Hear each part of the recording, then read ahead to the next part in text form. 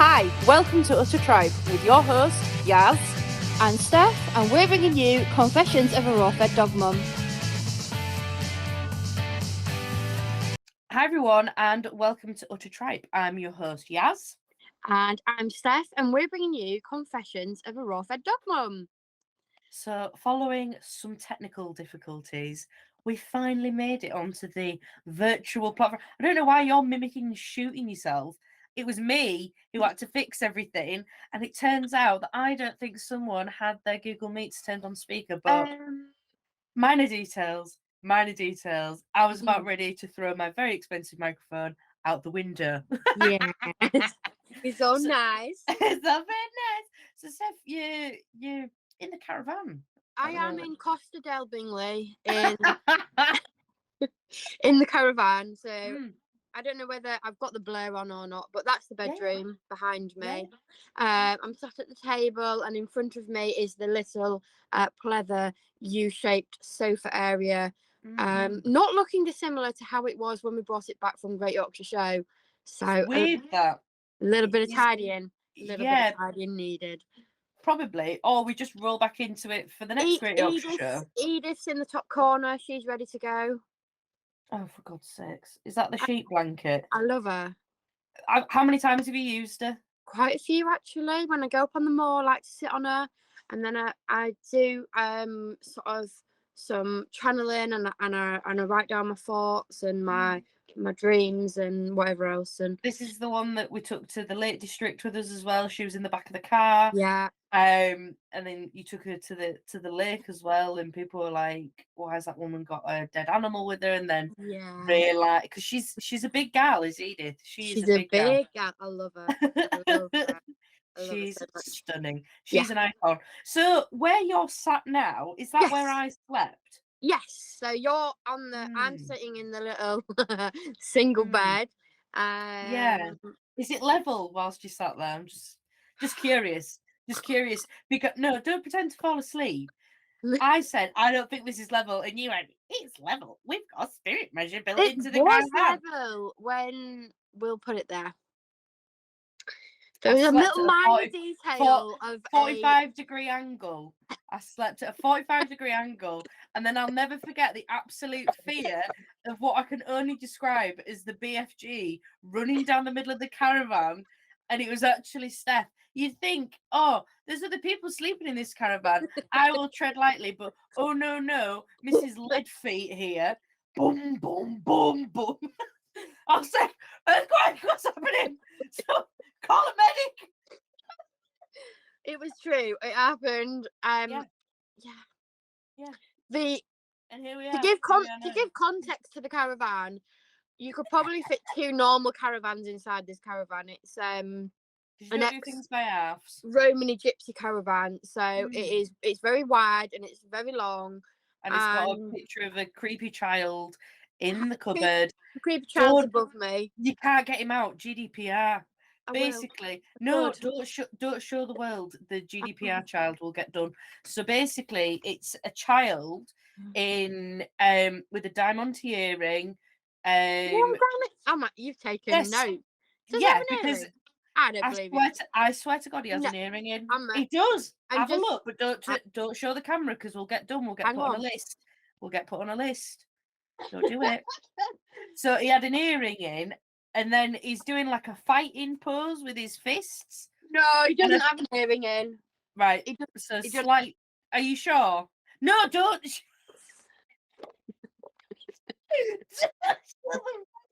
The picture. It's the creepiest bastard picture I've ever seen in my life. And will she take it out the caravan? No, I won't. No, you'll take it out the caravan because it's bad luck.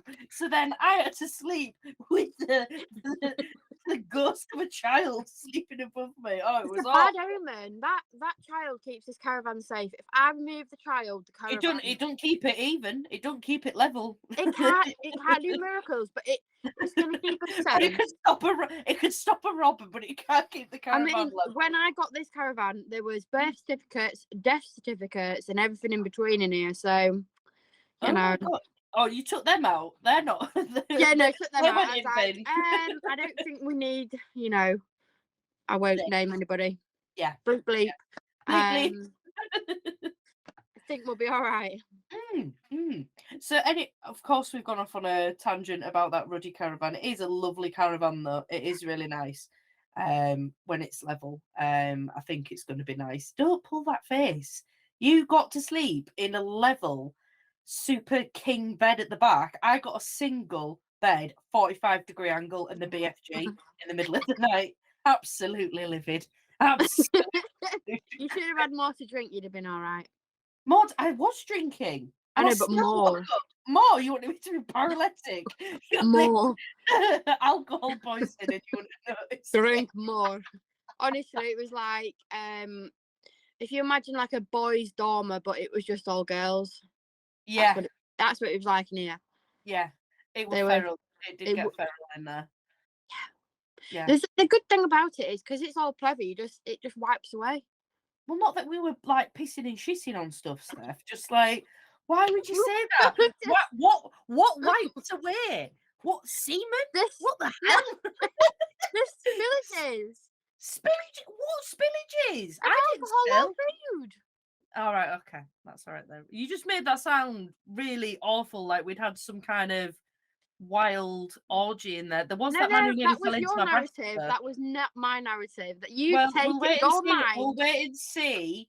We will wait and see what the people say when you said it's all pleather, so we can wipe up or whatever you said. Hashtag caravan club. Yeah.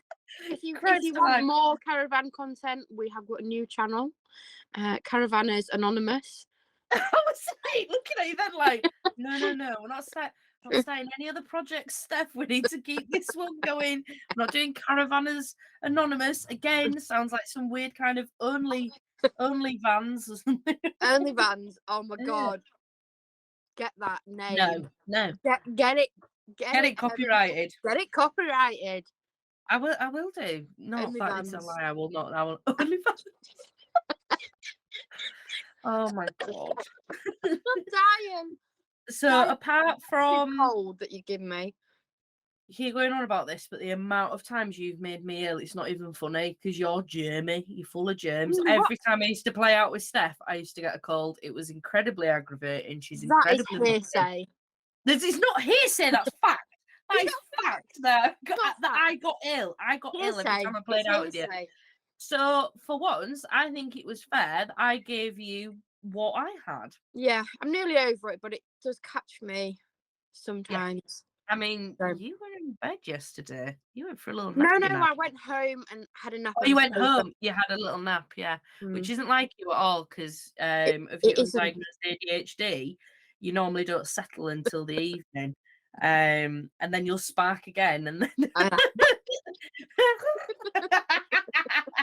Oh dear. We've digressed again to caravan orgies, so let's fetch it back. Today we are going to be talking about bloat. This is something that unfortunately Steph's had to deal with. How many times? 2, 3? Twice. Twice that are on record, but she has bloated more times than that. Oh, and then this is the one that you left with me when you went on holiday. So yeah. I was terrified, absolutely terrified that this dog was going to get bloat. So I used to obsessively watch her while she ate food. On all fours, like watching it. You all right? You're right, Stink. She'd be like, what? Why are you panicking? Ooh, bit belchy. I'm like, yeah. I know. Get the crash car. God almighty. Start the car now. Start the car, Adam. So, for people who don't know, what is bloat? What is it? So, you may have heard of it as colic in horses, and things like that. So basically, what happens is their stomach it swells, and on a bad bloat, you will find it actually flips. So the air inside the stomach just keeps getting larger and larger. And what happens, because obviously nothing's getting through, all the internal organs shut down, and it is fatal, is bloat. Like, it isn't, I know we're laughing, but it is honestly, genuinely no laughing matter, isn't bloat. You have about 2 hours maximum, I think it is, to deal with bloat. Yeah. and it is very, very serious. Now, Tinkerbell's not actually had the twisted, the twisted gut, so it hasn't flipped over. Her gut was that big, it couldn't flip over. Of course it Funny. was. Funny, not funny, haha.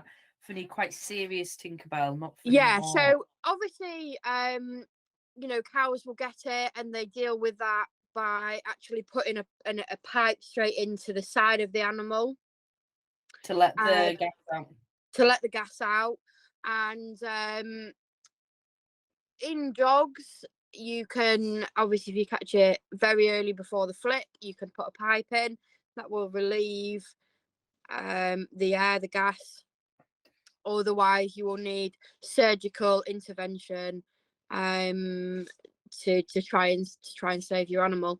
So yeah, all jokes aside, it is a very serious condition, and people with large breed dogs are usually more aware of it as well. Yes, deep-chested, as far as large I was breed. aware, it was like the at-risk breeds, Great Danes, Irish Red Setters, or Setters in general, because they've got Dobermans as well. Dobermans, Greyhounds. Yeah, it's that chest, isn't it?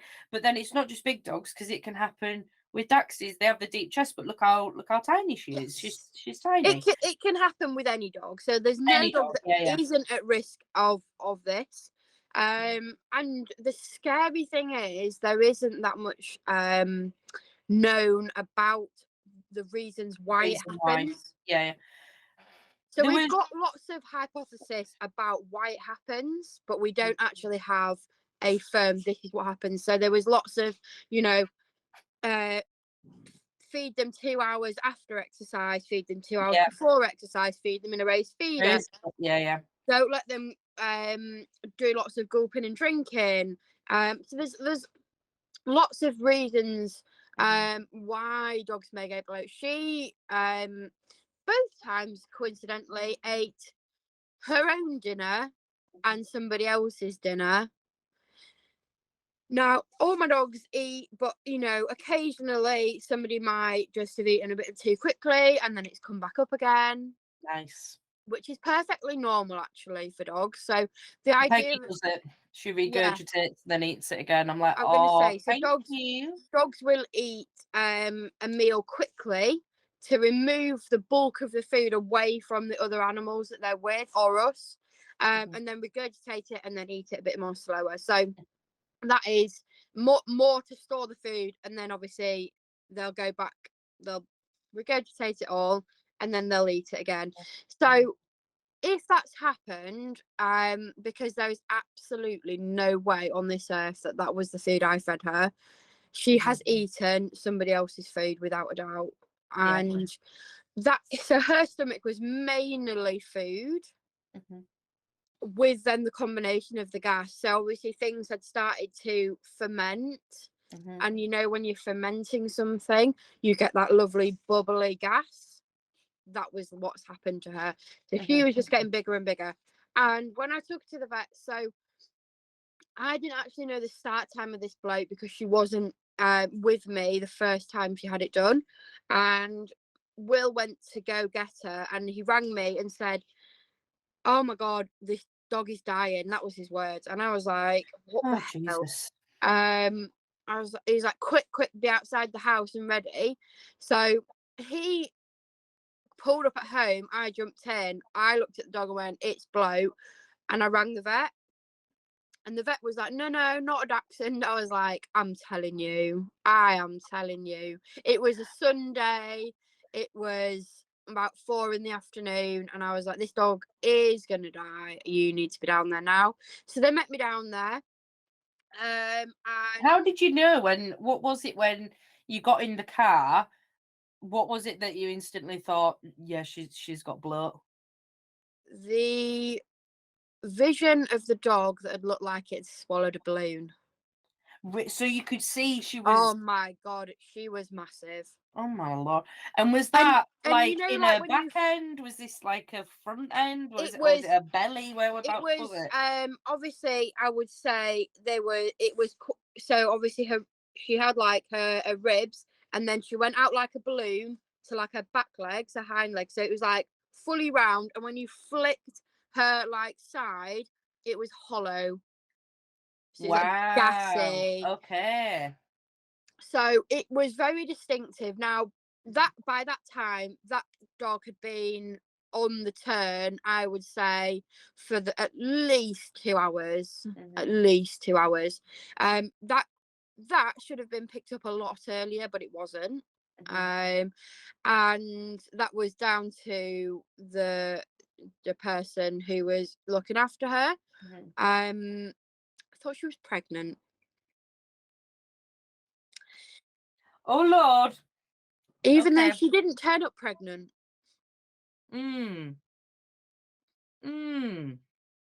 Like flinching. Yeah, flinching. So she thought she was pregnant, and I was like, right, okay. So anyway, that was, I won't talk too much about that because I could get very angry. But that's what happened. So very classic signs of being uncomfortable are one of the first signs of bloat. So your dog will get up, they will stretch, they'll go into the downward Like dog, they'll try and move that painfulness, lip licking, drooling, panting, up and down behavior. So they're sitting, they're resting, they're up, they're down, they're not, they're climbing on top of you, they're not. That's all classic beginning of bloat symptoms. And obviously what I would say is usually as time goes on, especially if you flip, then you are against the clock, and there is a huge number of dogs that don't make it once they've had bloat. And if they are lucky enough to have surgery and survive it, again, the risks of them having it again are increased. I attended RFVS conference a few years ago. Conor Brady did like a little 20-minute quick talk about bloat and his theories about bloat. So discussed everything we've discussed, at-risk breeds, and whether or not it was a race feeder, whether or not they'd been playing. And his theory, or one of his theories, is that dogs that are fed a high carbohydrate diet, so kibble-based diet, is more likely to ferment and cause that kind of response, for the most part, because there's no data on actually what is in the dog's stomach. But then Stinkerbell doesn't actually fit into that category. She just ate too much. No, and I remember Connor at the time asking, or later, or I'm sure it was Connor. It was Connor because I tagged you in it, because I remember she just had bloat. And he didn't fit you're always going to get dogs that don't fit, though. That is life. However, she's now, I would say, more susceptible to that. Yes. What I do notice with her is it is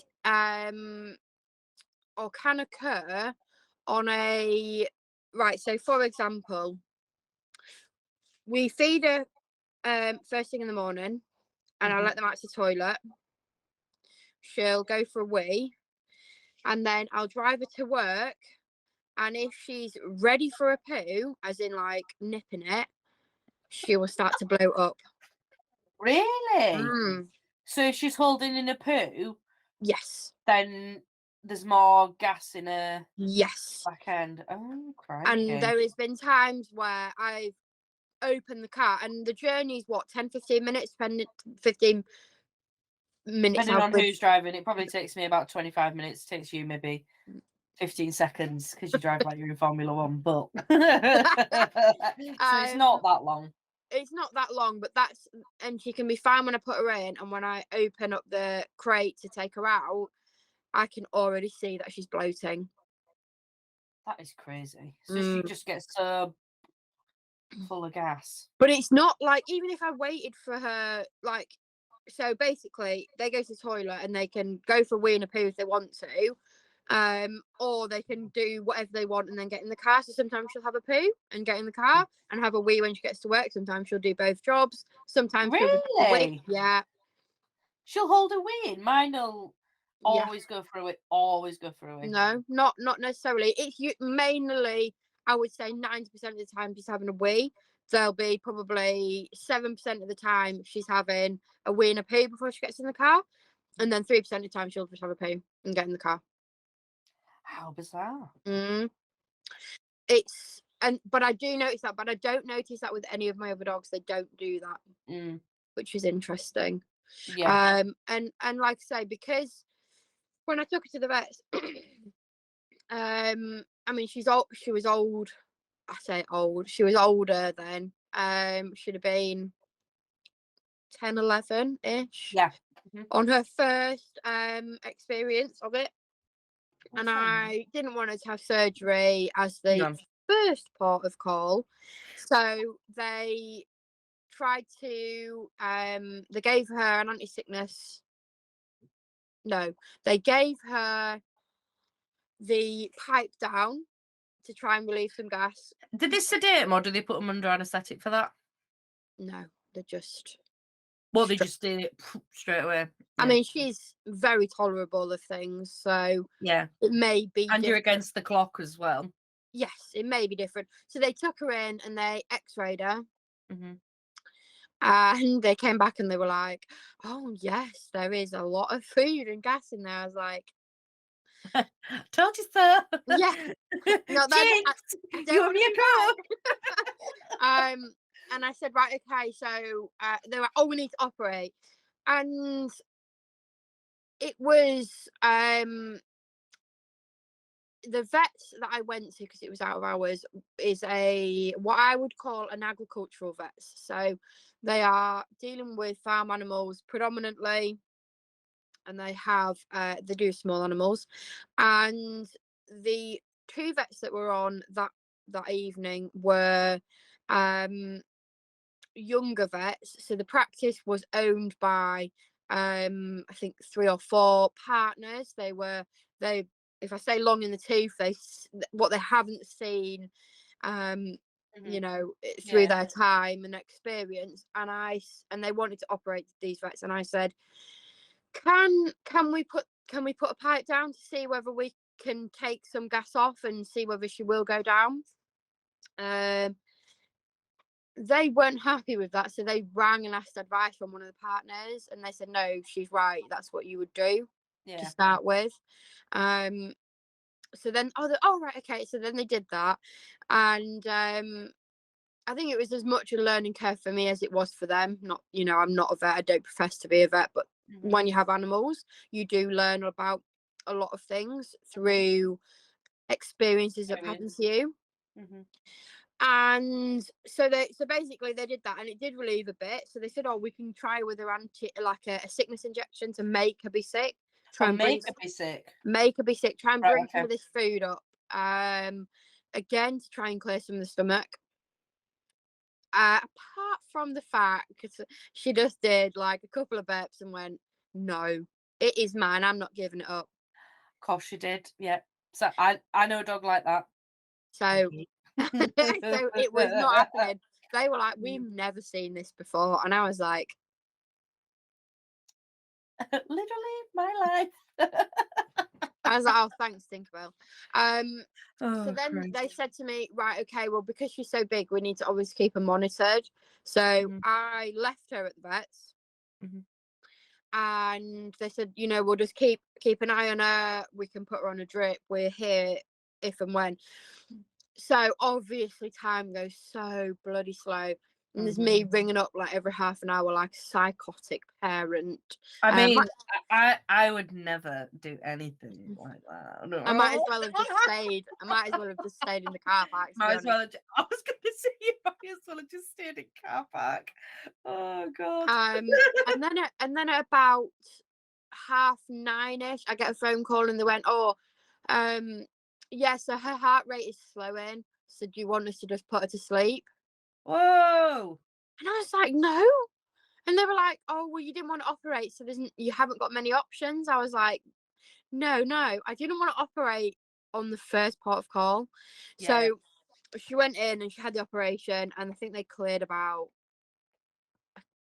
a good whack of food. So what did they do with the surgery then? Do they go directly into the stomach and it lets the gas out and they physically take the food out? Right, okay.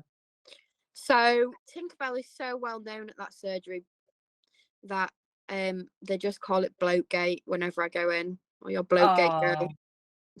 oh, that's a nice nickname, isn't it?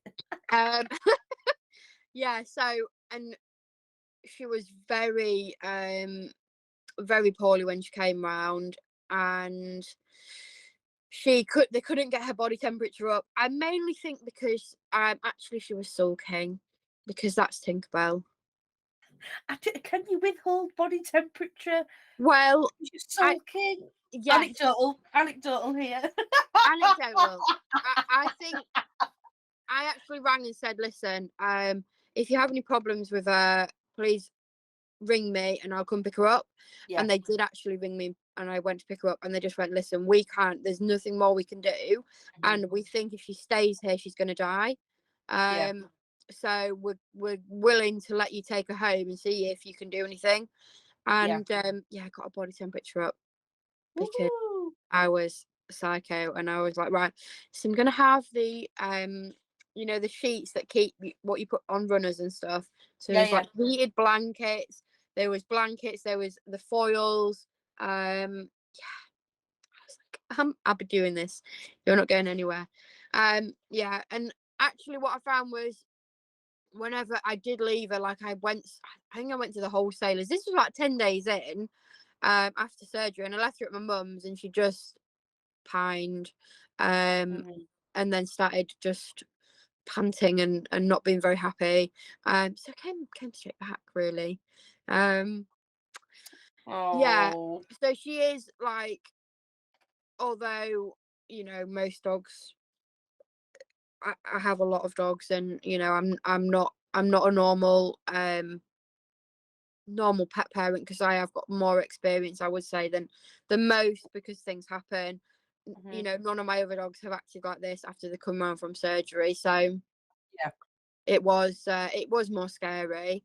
And then I think to have it again, where what was I doing? I again fed them, brought them to work, and we were going to go out for the afternoon, and Will was like, that dog is bloated. I was like, oh my god, that dog's bloated. Do you think she pinched again? I don't know whether she was being stressy or what, but there was certainly enough food in there for 2 feeds rather than 1 when she was sick, because she was sick this time. Right, so the second time round, did you have to go to the vets with her? Yes. Right, okay. And was it the injection that made her sick? And right, okay. And she was like, "Do you know what? You can have it. You can have it this time." She was I don't very. fancy I mean, I surgery didn't think again. she was gonna. To be honest, it's awful. I mean, you've been there when they've been sick. It takes it out of them. Oh yeah, the proper sick to like the bottom of their stomach. It's horrible, but some dogs will hold on. So like Yes. Peggy, she was like fetching stuff up, but then towards the end she was fetching it up and then swallowing it. Like No. she wouldn't let go of it. And it's like, for God's sakes, if you want another tin of pissing Purina, I'll buy you it. Jokes. I will not do that. With that, do you know what I mean? It's Yeah. it's really tricky. So what do you do now then? Just like explain to me, what do you do now to safeguard her from getting bloat? So the difference now is that all the dogs are fed 1 meal a day, apart from her, who I tend to feed 2 meals a day to. She's on a lot stricter amount, so I do it by eye, but I always take a little bit out of hers in comparison to everybody else's. I'm just genuinely a bit more strict. Like I was at the vets yesterday, and they said, "Oh my god, she's." They didn't use the word skinny, but they were like, "Oh, she's slender," and I was like, "Yeah," because I'm so. Yeah, I love her tin ribs. Yeah. No, she does run slender, but rather that than her getting bloat. So because when she stayed with me, you kind of like pre-portioned Yes. everything out into like little meatballs. So like another thing, because I was like, what do I do? What do I do with this creature? You know, like, don't you fucking die on me. Yeah. But it was you told me to like mash your food down. Yeah. Yeah. Because So this basically, dog, when you put the food down, she eats like she's never been fed before. I've never seen anything like it in such an old dog. She was like, I was like, hello? yeah. Excuse me, Tinkerbell. What's this about? And then go for Gladys's. I was like, excuse me. The dog in general is baffling. So she's like a cat. The amount of things that I have dislodged from her throat after she's choked and literally fallen over because she can't actually get her breath is uncountable. She's got like 9 lives. So with her being susceptible to blow, can you give her like treats, like long lasting treats, like a Yeah. rabbit's ear? Could you, so she can have like extra little bits, but Yes. she couldn't have like, I don't know. Is there any treats that you avoid with her? Anything that she can eat and have it quickly. So what did I give them that I thought, oh my god, that was a mistake? I think it was a marrow bone, to be honest. And the little bastard had eaten all the marrow out the middle, and then she looked like she was 10 men. I was like, why can't you be like all the other dogs? Why? Why is it that you're the only one that is 3 times the size after you That bloody finish? dog. So that was a mistake. But I gave them like a couple of days ago. They had a meaty veal neck. Did you see them? Did I show you them? Yes. Yeah, they look nice, them actually. Yeah, so I did the meaty veal neck, and she was absolutely fine. Yeah. Because I mean they're back in the freezer now for round 2, but yeah, my eyes have to be on her when she's eating something that is fully edible, if that makes sense. Yeah. You have to keep an eye on her. Yeah, like they have pizzles and stuff, and that's fine. Right, okay. Oh, sorry, I dropped my phone then. It's all right. We're on 32 minutes. So basically, don't buy a dachshund. That's the sum up of this. I don't think that's the sum up, to be honest, Steph, because I think it's, you know, like, don't look after a Stinkerbell because she is at risk of killing herself quite easily. She is, because she's allergic. I did know this though. I did know this when I said that I'd look after her. I was like, I'll have the old one, so that's Stinkerbell, and then I'll have the one with the bad back. So I was like, I'll have the broken one. Just because I'm hyper vigilant. So there wouldn't be no climbing on sofas. Well, there was, because Gladys was like, hello. And I'd go, what are you doing? She'd be like, I'm over here. And then hilariously, you pulled up at mine, these dogs practically get thrown at me with a bag and you go, bye. And I'm like, are you coming for a cup of tea or no? Okay, all right then. Right. Oh, she's already on the M62. There she goes. And then I come into the kitchen. Tinkerbell's laying a shit. Like, oh my god, she does this thing as well, right? This Tinkerbell. And you can hear it was on a night when we were trying to watch TV. I'm just going to lean into the microphone so she'd do this.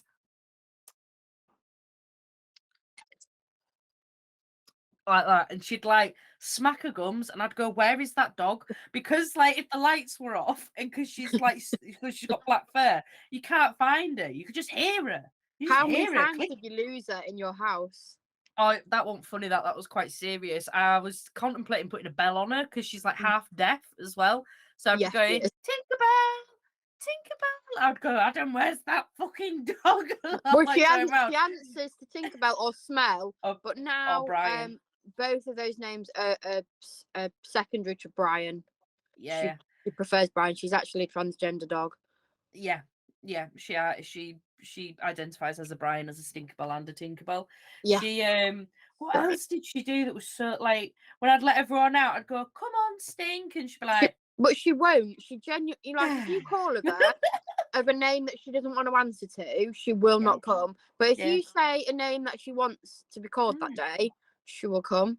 Yeah, it's bizarre. It is a bizarre Honestly. paradigm. And as well, she used to, on a night, so be sat watching TV after she'd been clicking on her gums or whatever, then I'd find her, then she'd go, and I'm like, sorry? So then that meant she wants to get on the sofa, but then she would literally bury her head in between me and the sofa, and I'm like looking at this dog down by the side of me, going, "How's she breathing?" And like I'd poke her to see if she was. She scared the shit out of me. She's funny though. She's just like the dog that will live forever. Yeah, 100%. Keep going, and you know, it's like that. Oh, honestly, they're the cutest things when you have a really geriatric accent and they're just like the podging doddering. about. Oh my god. She podges about, and then she goes, sorry, hello. And then Gladys is on the sofa and on the ceiling, and you're like, Gladys is doing like a trapeze act off me. Honestly, unbelievable. Honestly, when you were like, it's fine, she won't jump, I was like, good joke. She was a knob, absolute knob. She was just getting in. And then I'm sure she went upstairs. No, it might have been Was it Tinkerbell that laid a shit in the hallway upstairs?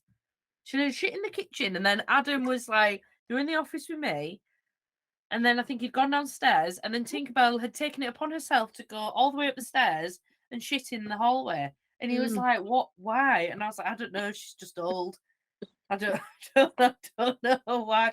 But it was when you dropped her off, and I came into the kitchen. She looked me dead in the eye and went, "Yeah, and I was like, It's not. You know that this is a house, right?" And she's like, "Yeah, and what are you gonna do?" I was like, "Well, nothing. But just so you know, can you not?"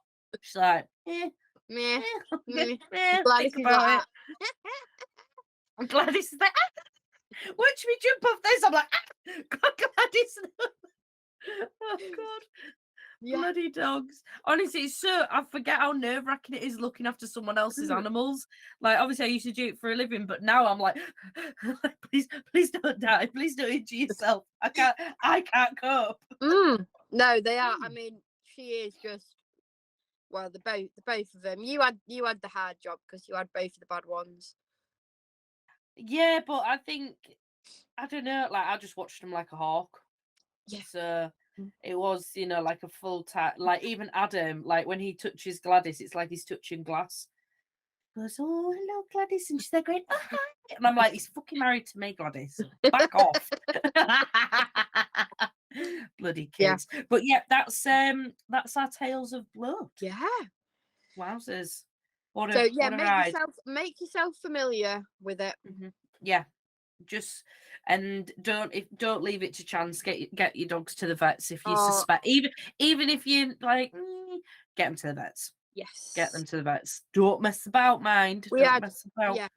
I know we've gone past our time, but we did have a dog in the kennels that was that got bloat. Really? Yeah.